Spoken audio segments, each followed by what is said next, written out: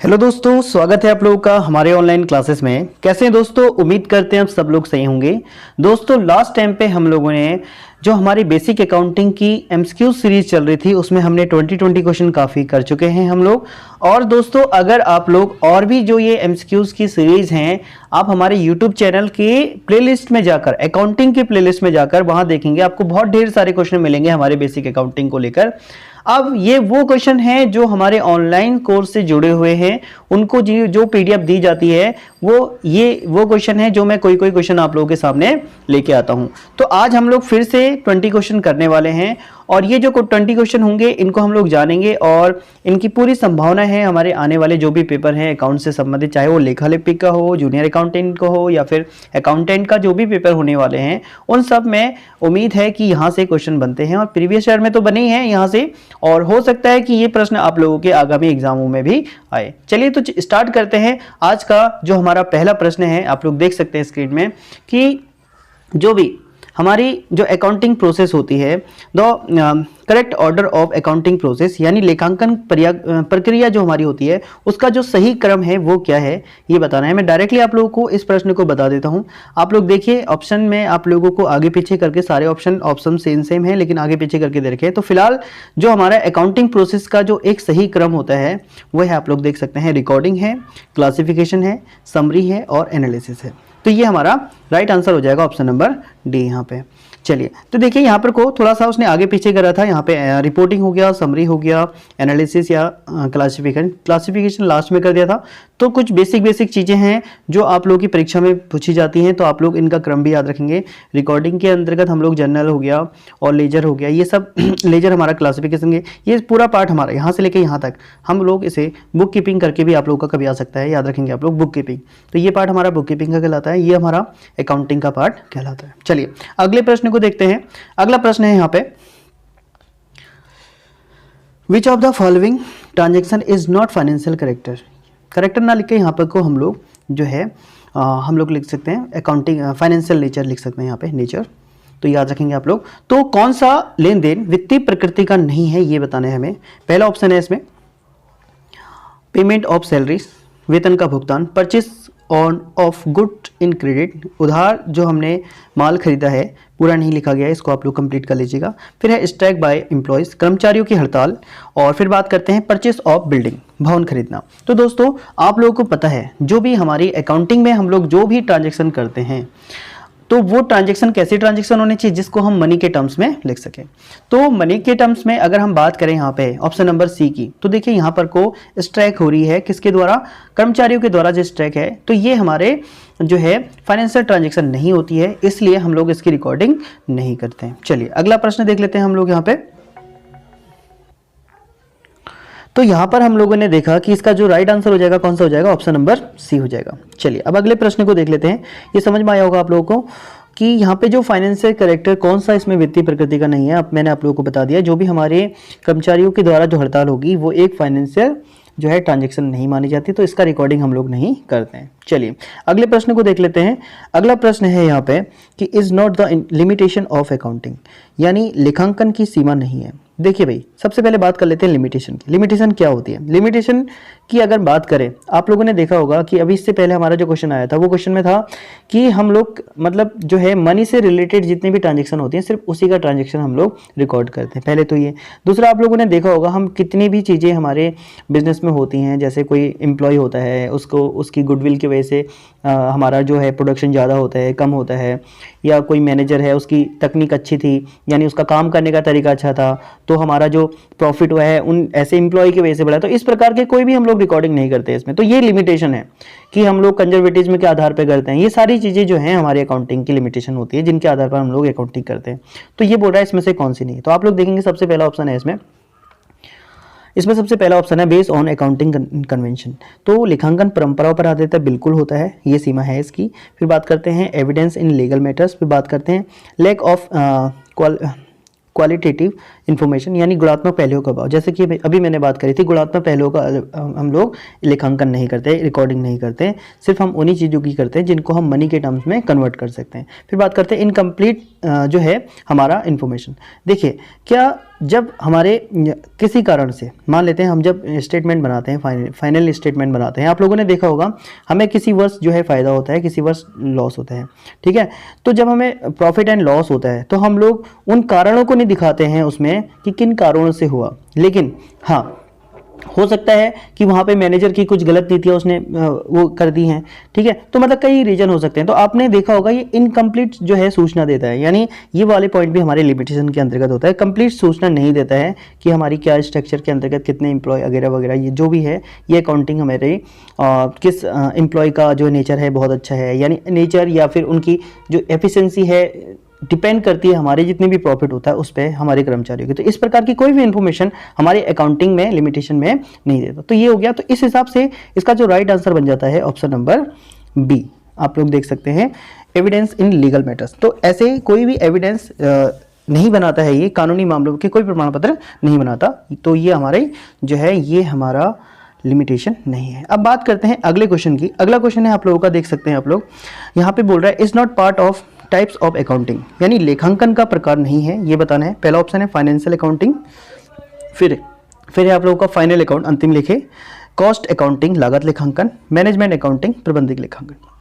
तो दोस्तों तीन तो हमारे मैंने हैं, देखिए जैसे कि आप लोग देख सकते हैं फाइनेंशियल अकाउंटिंग, आप लोगों का कॉस्ट अकाउंटिंग, मैनेजमेंट अकाउंटिंग। तो इसमें जो राइट आंसर हो जाएगा ऑप्शन नंबर बी हो जाएगा फाइनल अकाउंट। ये हमारा लेखांकन के प्रकारों का पार्ट नहीं, लेकिन लेखांकन का पार्ट है। फाइनल अकाउंट हमारा लेखांकन का पार्ट है, ठीक है, लेकिन प्रकार नहीं है, टाइप्स नहीं है। चलिए अगले प्रश्न को देख लेते हैं हम लोग। अगला प्रश्न है यहाँ पे बोलते हैं कि book keeping is firstly introduce, जो हमारा पुस्तपालन का प्रयोग सर्वप्रथम कहाँ हुआ था। जैसे कि आप लोगों को सभी को पता है लुकास पेसियोली के द्वारा सबसे पहले जो हमारा पुस्तपालन था, बुक कीपिंग थी, डबल एंट्री सिस्टम, उनके द्वारा लाई गई थी और ये हुआ था हमारा यूज इसका इटली में। तो आप लोग यहाँ पे देख सकते हैं, सॉरी। चलिए अब बात करते हैं अगले क्वेश्चन की। अगला क्वेश्चन है हमारा यहाँ पे करंट लायबिलिटी इज यानी चालू दायित्व है। तो यहाँ पे चालू दायित्व हमें बताना है। डिबेंचर आप लोगों को पता है ये हमारे लॉन्ग टर्म जो है लोन होता है और यहाँ पे हम लोग ये लॉन्ग टर्म लायबिलिटी हमारी होती है। बैंक लोन भी हमारा लॉन्ग टर्म भी होता है, शॉर्ट टर्म भी होता है, लेकिन बैंक लोन जनरली हमारा लॉन्ग टर्म ही होता है। फिर बात करते हैं क्रेडिटर। तो दोस्तों यहाँ पे बात करते हैं क्रेडिटर। तो जो भी हमारे क्रेडिटर होते हैं जिनसे हम लोग जो है क्रेडिट में परचेस करते हैं, तो वो हमारे क्रेडिटर होते हैं। और ये जो क्रेडिटर होते हैं ये हमारे किसके अंतर्गत आते हैं, ये हमारे जो है चालू दायित्व या फिर हम लोग करंट लायबिलिटी के अंतर्गत आता है। इसके right answer option number B हो जाएगा। तो दोस्तों जैसे कि मैंने बताया ये बेसिक अकाउंटिंग पे आधारित क्वेश्चन है, छोटे छोटे क्वेश्चन है लेकिन बहुत काम के क्वेश्चन है आपके। आप लोग ये मत सोचिएगा कि हमें ये छोटे छोटे क्वेश्चन हमारे नहीं आते एग्जाम में। आप लोग प्रीवियस पेपर उठाइए, आपको पता चलेगा इन सभी क्वेश्चनों की वैल्यू कितनी है, क्योंकि आप इन क्वेश्चनों को अच्छे से जाने बगैर आप लोग एग्जाम क्रैक नहीं कर सकते। इसलिए जितना भी बेसिक वाला पॉइंट है ना, चाहे आप यहाँ से पढ़ रहे हैं, अपनी बुक से पढ़ रहे हैं, तो अपना बेसिक वाला पॉइंट को बहुत स्ट्रांग बनाइए, तभी आप लोग एक एग्जाम में अच्छे मार्क्स को गैदर कर सकते हैं। चलिए अब बात करते हैं हम लोग अगले क्वेश्चन की। अगला क्वेश्चन है यहाँ पे कि इज नॉट टेंजिबल एसेट, यानी कौन सी एक मूर्त संपत्ति नहीं है। टेंजिबल एसेट किसे कहते हैं मैंने बताया था, जिसे हम लोग छू सकते हैं, देख सकते हैं। तो इस प्रकार की जितनी भी एसेट्स होती हैं वो हमारी टेंजिबल एसेट कहलाती है। तो कौन सी नहीं है ये बतानी है। पहला ऑप्शन है इसमें गुडविल, मशीन, बिल्डिंग और फर्नीचर। तो आप लोग देख सकते हैं यहाँ पे सभी को पता होगा ऑप्शन नंबर ए बहुत ही बेसिक क्वेश्चन है। गुडविल हमारी कैसी एसेट है, एक इनटेंजिबल एसेट है। चलिए इसके बाद बात करते हैं हम लोग अगले क्वेश्चन की। अगला क्वेश्चन है गुड्स, यानी जो गुड्स है माल का अर्थ है, गुड्स इज ए यानी माल का अर्थ है, ये बताना है हमें। Commodity to be bought but not to be sold, यानी क्रय किंतु न बेची जाने वाली वस्तु। Commodity to be bought and sold, क्रय की जाने वाली वस्तु, क्रय विक्रय की जाने वाली वस्तु। तो ऑप्शन नंबर, चलिए यहाँ पे डायरेक्टली मैं बता देता हूँ दोस्तों।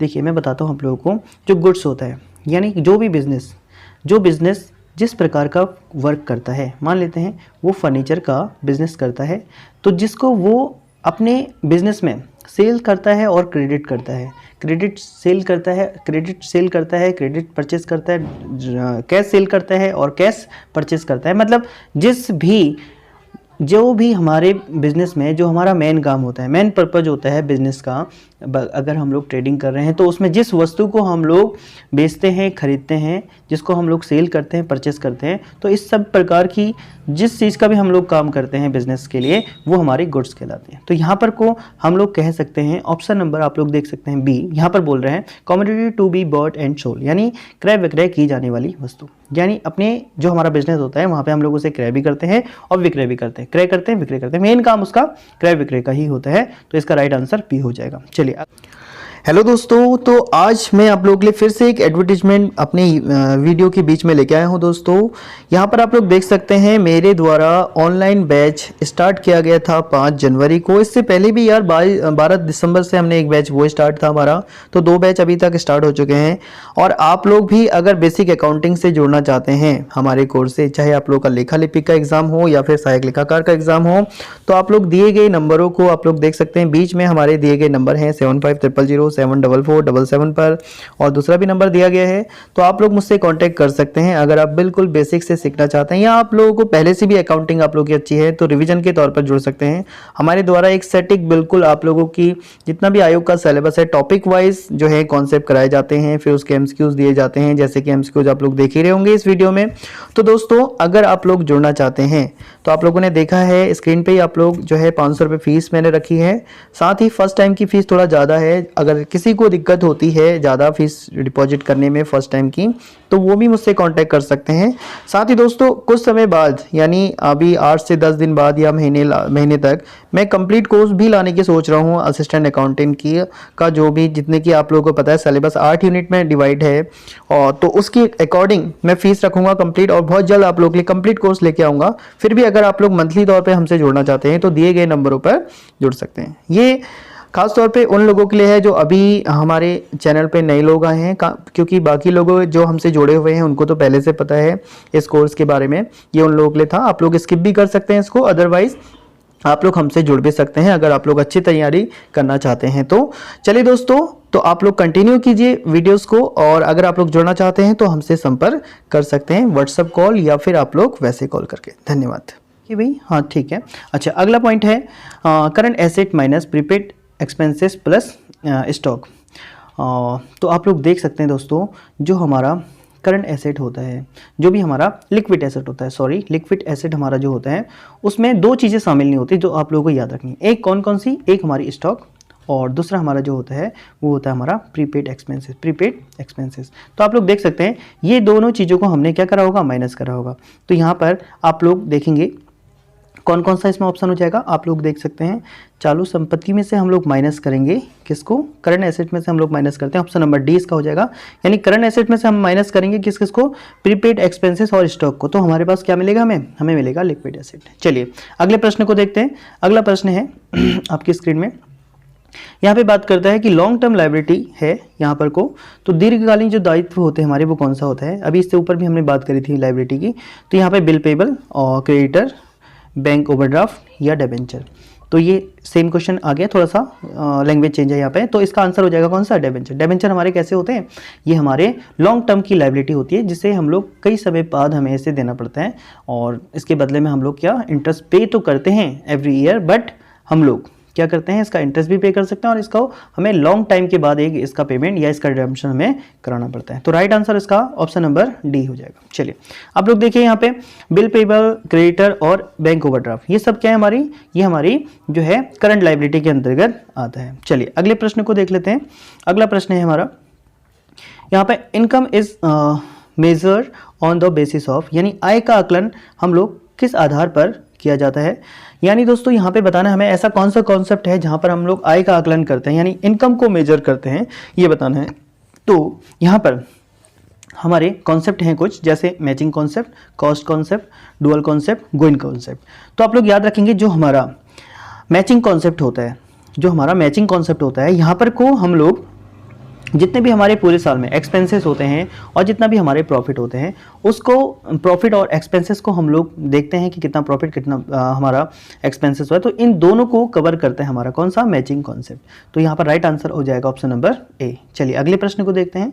अगला प्रश्न है आपके सामने, हेड ऑफिस ऑफ आईसीआई, जो हमारा ICI है, institute of chartered accountant of India, इसका मुख्यालय कहाँ है ये बताना है। लास्ट टाइम पे ये क्वेश्चन आ चुका है दोस्तों।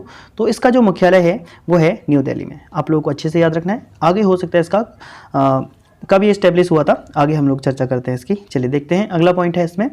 यहाँ पे देखिए फिर से आ गया वही क्वेश्चन कि ICI institute of chartered accounts of India establish in the year, यानी जो ICI है उसकी स्थापना कब की गई थी ये बताना है। तो आप लोगों को पता है 1 जुलाई 1949 को, 1 जुलाई, आप लोग पूरी डेट लिख लीजिएगा, 1 जुलाई 1949 को इसकी स्थापना हुई थी ICI की, और इसका मुख्यालय कहाँ है, दिल्ली में। तो इस प्रकार से आप लोग इस प्रश्न को अच्छे से देखिए, लास्ट टाइम पे पूछा गया क्वेश्चन है। चलिए अगले प्रश्न को देखते हैं।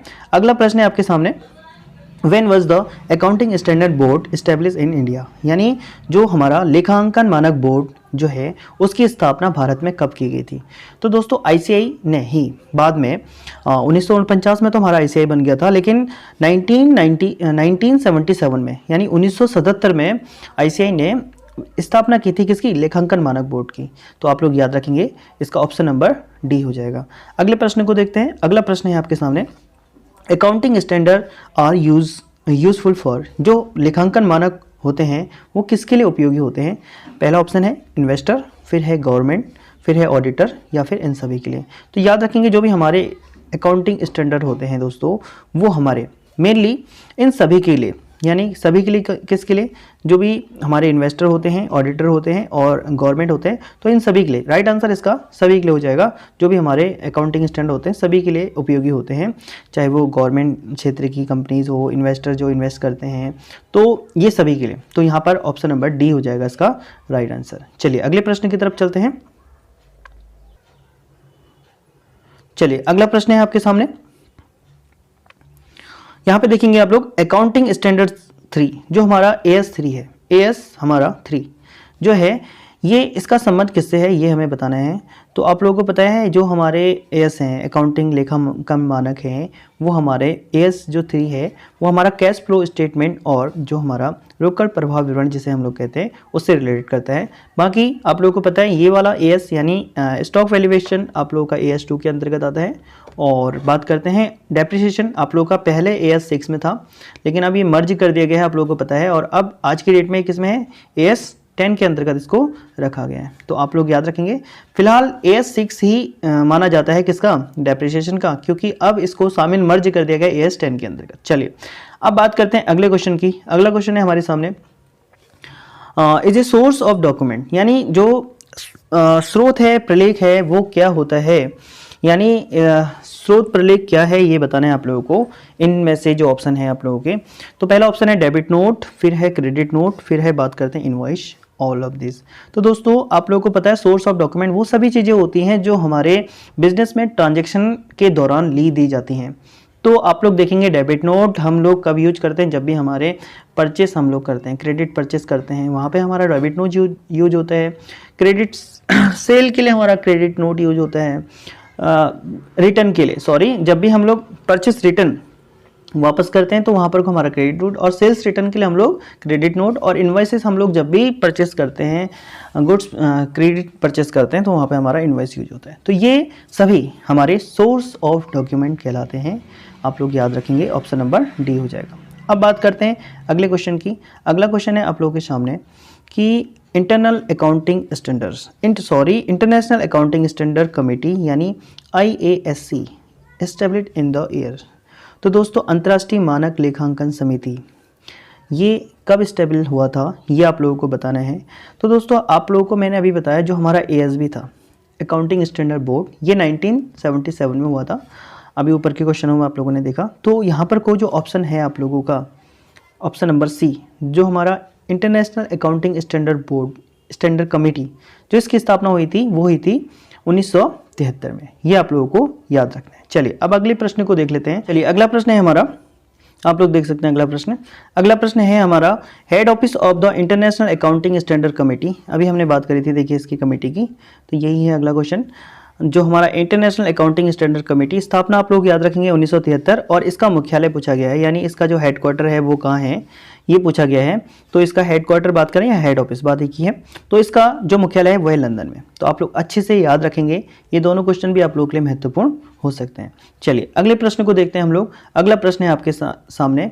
तो अगला प्रश्न है international accounting standard board IASB established in the year of, यानी जो हमारा अंतर्राष्ट्रीय लेखांकन जो मानक बोर्ड है उसकी स्थापना किस वर्ष की गई थी। तो ये याद रखना है, ये आप लोगों का करंट क्वेश्चन बन जाता है। तो ऑप्शन नंबर बी हो जाएगा इसका राइट आंसर, 2001 में। तो दोस्तों ये थे आज के टॉप 20 क्वेश्चन। उम्मीद करते हैं आप लोगों को अच्छे लगे होंगे। साथ ही दोस्तों मैं आप लोगों को बता दूं, हमारे द्वारा जो अभी न्यू रिक्रूटमेंट आई है यार, 500 प्लस जो रिक्रूटमेंट है, तो आप लोग उसकी तैयारी बहुत ही बेसिक लेवल से करना चाहते हैं, या आप लोग रिवीजन के तौर पे भी हमारे कोर्स से जुड़ सकते हैं। हम लोग ऑनलाइन कोर्स चल रहा है हमारा, आप लोगों को रिकॉर्डेड वीडियो दी जाती हैं, जैसा कि मैं पहले भी बता चुका हूं। फिर भी अगर आप लोग फर्स्ट टाइम देख रहे हैं तो ये इन्फॉर्मेशन उन लोगों के लिए है। तो आप लोग इन दिए गए नंबरों पर हमसे कॉन्टैक्ट कर सकते हैं, हम आप लोगों को रिकॉर्डेड वीडियो देते हैं। और फीस क्या है, कैसे वीडियोस मिलेंगी, वो सब आप लोग इन दिए गए नंबरों पे मुझसे कांटेक्ट कर सकते हैं। आप लोगों को बिल्कुल बेसिक से हम लोग सिखा रहे हैं अकाउंटिंग, और पूरा कोर्स जुलाई तक का हम लोग कंप्लीट करेंगे। और बहुत जल्द मैं इसका जो हमारी असिस्टेंट अकाउंटेंट जो अभी रिक्रूटमेंट निकली है असिस्टेंट अकाउंटेंट की, इसका कंप्लीट कोर्स लेके आऊँगा। अगर आप लोगों को हमारा पढ़ाने का तरीका अच्छा लगता है तो आप लोग हमारे इन नंबरों पे संपर्क कर सकते हैं। साथ ही हमारे जो चैनल है, न्यूज़ चैनल है, जो हमारा ये यूट्यूब चैनल है, यहाँ पर को आप लोग देख सकते हैं। इससे पहले भी हमने कई वीडियोस डाली हैं, अगर आप डेमो के रूप से भी पहले देखना चाहते हैं तो आप लोग देख सकते हैं। यहाँ पर डेप्रिसिएशन हो गया, कैपिटल, रेवेन्यू, और जितने भी हमारे कैपिटल और रेवेन्यू के एक्सपेंडिचर हैं, ये हमने कई वीडियोस डाली हैं। आप लोग हमारे यूट्यूब चैनल पे जो है व्यू कर सकते हैं। और अगर फिर भी आप हमारे चैनल से जुड़ना चाहते हैं तो दिए गए नंबरों पे संपर्क जरूर कीजिएगा। चलिए दोस्तों, फिर मिलते हैं अगली महत्वपूर्ण वीडियो के साथ। धन्यवाद।